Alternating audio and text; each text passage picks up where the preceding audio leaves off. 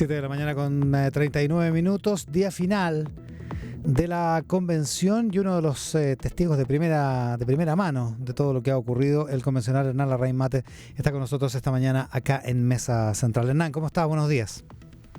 Muy buenos días, Iván. Aquí estamos preparados para este último día. Muchas gracias por esta invitación. Gracias a usted por aceptarla. Hernán, partamos por la coyuntura, después vamos al análisis de todo este año tan intenso para ustedes. Hay una polémica por la entrega de una guía. Ayer hay alguna gente que se ha molestado porque la presidenta de la convención y el vicepresidente entregaron una guía ayer en la calle y también en un acto en el Teatro Novedades, una especie de guía práctica para entender la Constitución. ¿Usted es parte de los que está contrariado por esto? A ver, esto es algo que se conocía, ¿eh? La mesa aprobó la generación de una guía que es básicamente un resumen, un documento ciudadano para dar a conocer los 10 pilares del nuevo texto.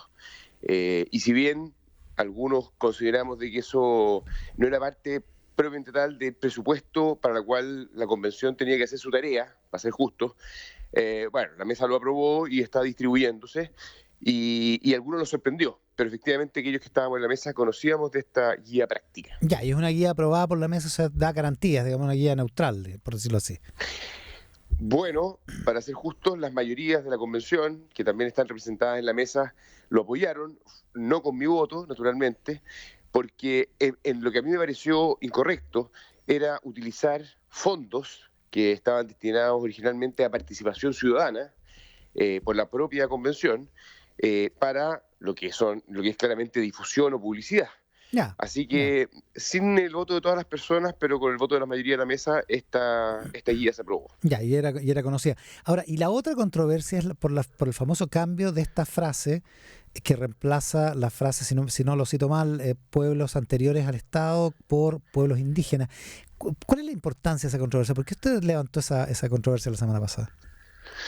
Bueno, esto es bien grave lo que ocurrió, para ser bien claro, y es que la mesa directiva tomó facultades propias de lo que debió haber sido armonización, ¿cierto?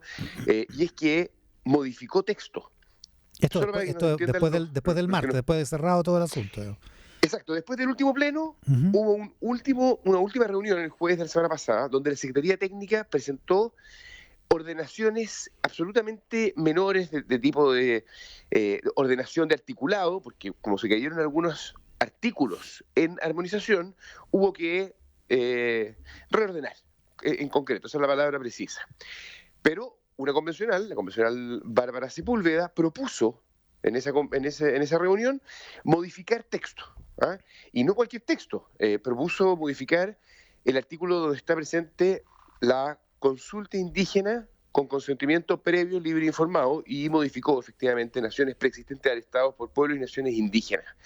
Y yo levanté la mano y dije, momento, nosotros no tenemos facultades para hacer esto, solo el Pleno, habrá que recordar que solo el Pleno puede hacer esto. Armonización le proponía al Pleno cambios y el Pleno es el soberano para establecer qué va o qué no va en el texto. Y sin más se llevó a votación y con 8 votos, con 8 convencionales se cambió el texto. Y esto fue algo que yo denuncié.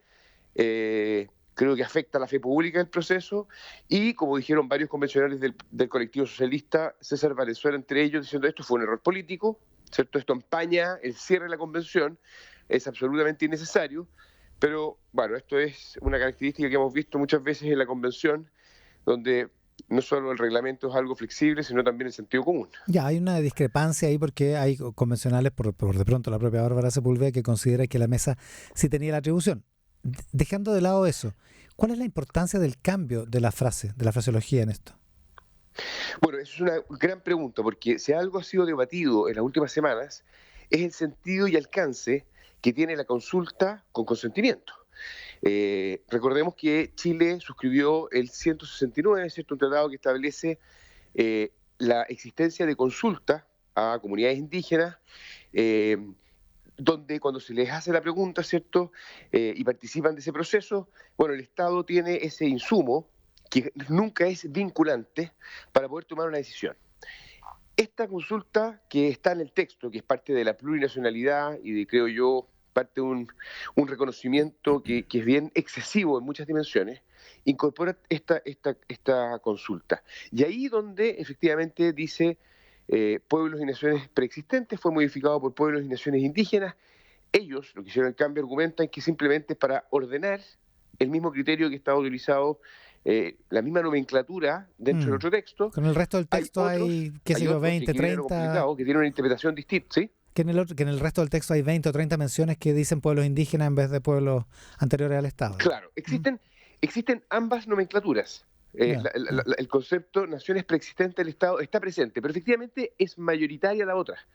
Ahora, además de que no existe la facultad, eso dejémoslo medianamente claro, y que lo dio derecho a armonización, si era una cosa tan evidente, lo que algunos interpretan es que esto podría dejar, por ejemplo, al pueblo tribal afrodescendiente afuera, y con esto hacer más restrictiva la interpretación en el futuro por parte del legislador o de tribunales cuando se enfrente a una controversia. Como sea, es una cuestión extremadamente delicada que no tenía por qué zanjar la mesa, y de nuevo, se transforma en una polémica absolutamente innecesaria. Ahora, o sea, de alguna manera la expresión pueblos indígenas es más amplia que la expresión pueblos anterior al Estado. Ese sería como el fondo del asunto, digamos. Cuando tú incluyes el concepto naciones preexistentes, entras a un concepto que podría ser más amplio y más vago, dado que el propio texto constitucionaliza a los pueblos y naciones, ¿cierto? En un artículo establece que en Chile hay 11 pueblos y naciones indígenas con la misma condición, ambos, y que la ley podrá crear nuevos. Bueno, entonces, si la consulta se circunscribe a pueblos y naciones, sabemos exactamente a cuáles son. Pero cuando hablamos de naciones preexistentes del Estado, entramos a un concepto que es más amplio, que es más vago, que no es exactamente el mismo que ocupa el texto, y eso podría, por ejemplo, incluir al pueblo tribal afrodescendiente. Esa sería la discusión. Ya, perfecto, pero en ese caso entonces el cambio sería correcto, porque asumiría un criterio más homogéneo, por decirlo así. Es que yo no he discutido nunca si el cambio es correcto o incorrecto.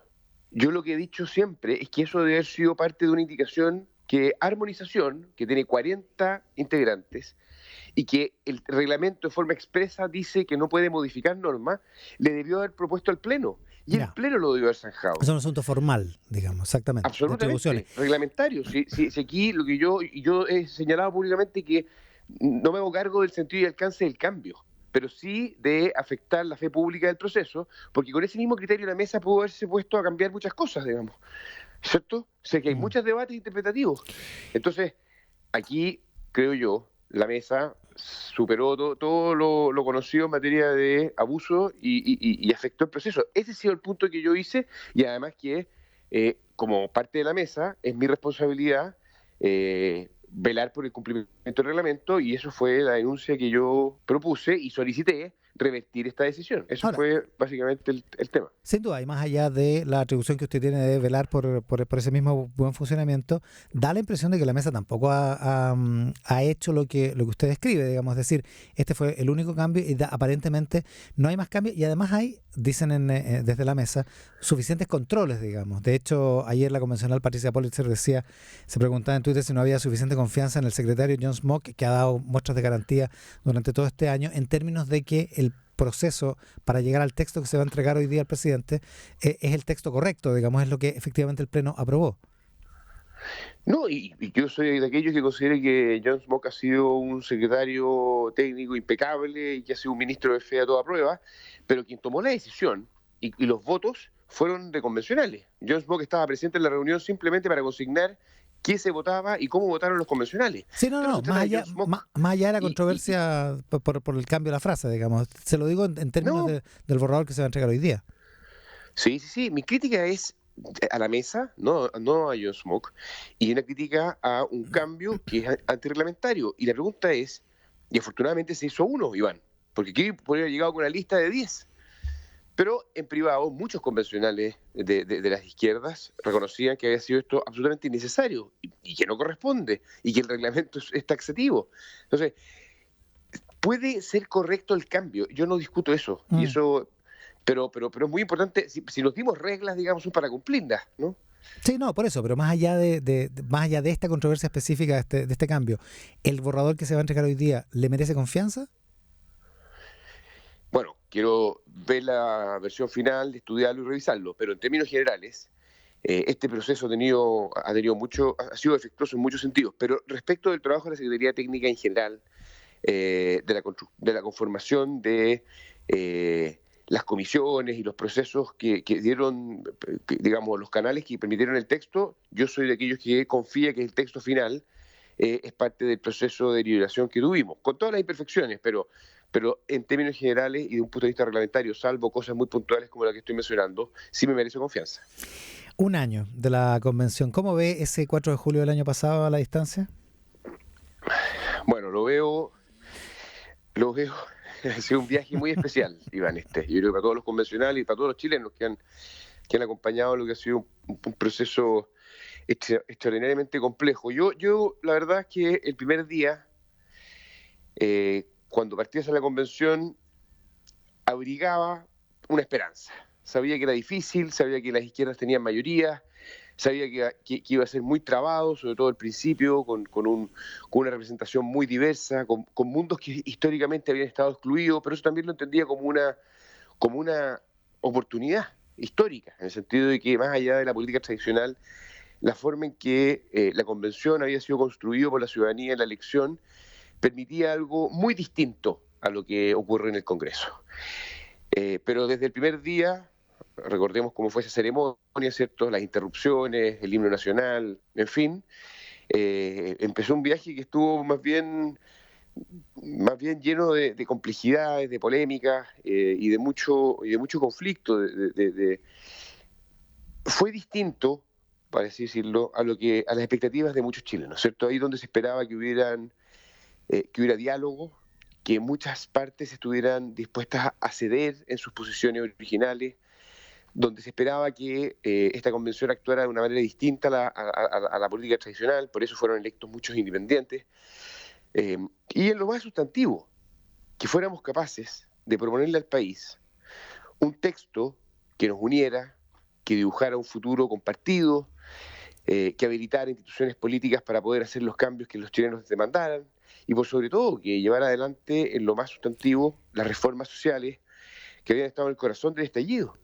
El tema educacional, salud, pensiones, seguridad. Bueno, lamentablemente yo soy de aquellos que votó a prueba en el plebiscito de salida, soy parte de ese 78% que veía con esperanza esto y termino muy decepcionado, con una importante frustración, porque creo que desperdiciamos una oportunidad histórica. Eso es lo más fundamental. Este es un texto que uno mira todas las encuestas y puede verificar de que hay una gran mayoría que está más bien por rechazarlo y que las emociones que generan son la de desconfianza, incertidumbre, y la desconfianza sobre la convención es muy alta. Así que lamentablemente creo que el resultado no fue el que esperaban muchos. ¿Usted va a votar rechazo? Yo voy a votar rechazo con, te quiero decir, no con alegría, al contrario.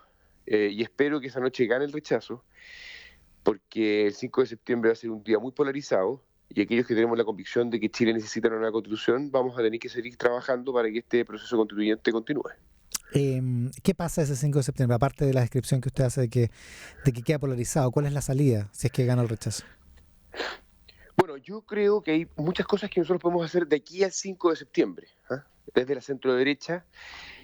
Uno de ellos es, por de pronto, cambiar los quórums en el Congreso para modificar la actual Constitución. Eso abriría canales de mayor flexibilidad para el 5 de septiembre y eso es algo que yo creo que hay voluntad y espero que haya apoyo incluso del propio gobierno. Creo que tiene sentido político y en parte es parte de la responsabilidad del presidente Boric. Pero también la centro derecha tiene que demostrar que tiene un compromiso con el cambio constitucional.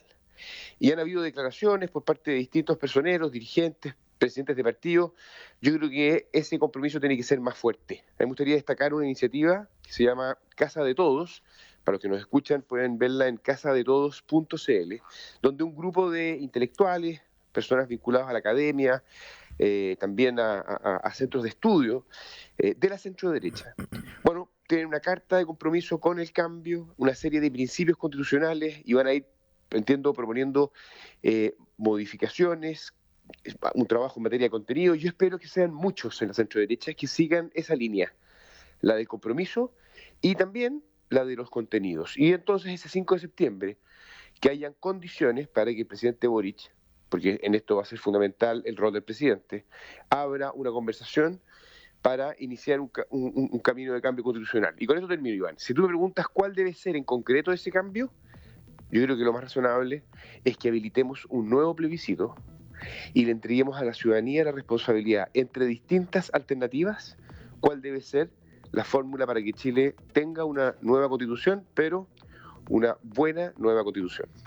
Hernán Larraín Mate, convencional de Evópolis, terminando este año de trabajo como uno de los 155 originales, 154 que han terminado este trabajo de redacción que hoy se entrega al presidente de la República. ¿Su expectativa para la ceremonia de hoy cree que va a ser tranquila? Yo espero que sea tranquila, espero que sea sobria, espero que sea republicana.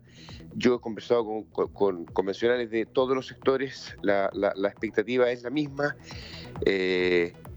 Creo que ha llegado el momento en que la ciudadanía estudie el texto, ¿cierto? Y más allá del trabajo de la convención, yo creo que el texto tiene lamentablemente muchos problemas.